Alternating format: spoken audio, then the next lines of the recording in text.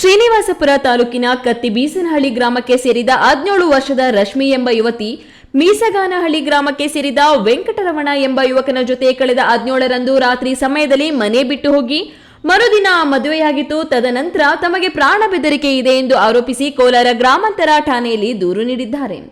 ಯುವತಿ ಅಂಕಪಟ್ಟಿಯ ಪ್ರಕಾರ 18 ವರ್ಷ ತುಂಬಿದೆ ಎಂದು ಆಶ್ರಯ ಕೇಳಿ ಕೆಲ ಮಾಧ್ಯಮಗಳಲ್ಲೂ ಕಾಣಿಸಿಕೊಂಡಿದ್ರು. ಈಗಿರುವಾಗ ಯುವತಿಯ ಪೋಷಕರು ಅದೇ ದಿನ ಶ್ರೀನಿವಾಸಪುರ ಪೊಲೀಸ್ ಠಾಣೆಯಲ್ಲಿ ತಮ್ಮ ಮಗಳು ಕಾಣೆಯಾಗಿದ್ದು ವೆಂಕಟರಮಣ ಎಂಬುವವನ ಮೇಲೆ ಅನುಮಾನವಿದೆ ಎಂದು ದೂರು ನೀಡಿ ಪ್ರಕರಣ ದಾಖಲಿಸಿದ್ರು. 17ನೇ ತಾರೀಕು 8:30ಕ್ಕೆ ಮನೆ ಬಿಟ್ಟು ಹೋಗವ್ರೆ. ನಾವು ಬಂದು ಕಂಪ್ಲೇಂಟು ಇಲ್ಲಿ ಶ್ರೀನಿವಾಸಪುರ ಪೊಲೀಸ್ ಸ್ಟೇಷನಲ್ಲಿ 8:30ಕ್ಕೆ ಕಂಪ್ಲೇಂಟ್ ಕೊಟ್ಟಿದ್ದೀವಿ. ಅವರು ನಾಳೆ ಬಾ ಅಂತ ಹೇಳ್ರು. 3 ದಿನಕ್ಕೆ ಅವರು ಕಂಪ್ಲೇಂಟ್ ಮಾಡಿದ್ರು. ಹೇಳಿದ್ದಾರೆ ಅವ್ರದ್ದು ಆಧಾರ್ ಕಾರ್ಡ್ ಲೆಕ್ಕಲ್ಲಿ ಹೋಗಿರೋದು. ಏನಾಗಿದೆ ಆಧಾರ್ ಕಾರ್ಡಲ್ಲಿ? ಆಧಾರ್ ಕಾರ್ಡಲ್ಲಿ 1 ವರ್ಷ ಮುಂಚೆ ಬಂದಿದ್ದಾರೆ ಸ್ಕೂಲಲ್ಲಿ, ಅದಕ್ಕೆ ಅವರು ಅದರ ಪ್ರಕಾರ ಹೋಗಿದ್ದಾರೆ.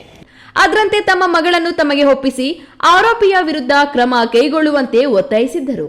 ಆದರೆ ಶ್ರೀನಿವಾಸಪುರ ಪೊಲೀಸರು ಪೋಷಕರು ಕೊಟ್ಟಿರುವ ದಾಖಲೆಗಳನ್ನು ಬದಿಗಿಟ್ಟು ಯುವತಿ ನೀಡಿರುವ ಅಂಕಪಟ್ಟಿ ಮತ್ತು ಆಧಾರ್ ಚೀಟಿಯನ್ನು ಪರಿಗಣಿಸಿ ಅವರಿಗೆ ರಕ್ಷಣೆ ನೀಡುತ್ತಿದ್ದಾರೆ ಎಂದು ಆರೋಪಿಸುತ್ತಿದ್ದಾರೆ. ಏನೇ ಆದ್ರೂ ನಮ್ಮ ಮಗಳಿಗೆ ಇನ್ನು 18 ತುಂಬದ ಕಾರಣ ಕಾನೂನು ರೀತಿಯ ಕ್ರಮ ಕೈಗೊಂಡು ನ್ಯಾಯ ದೊರಕಿಸಬೇಕು ಎಂದು ಪೋಷಕರು ಒತ್ತಾಯಿಸಿದ್ದಾರೆ. Nandish, news TV, Srinivaspur.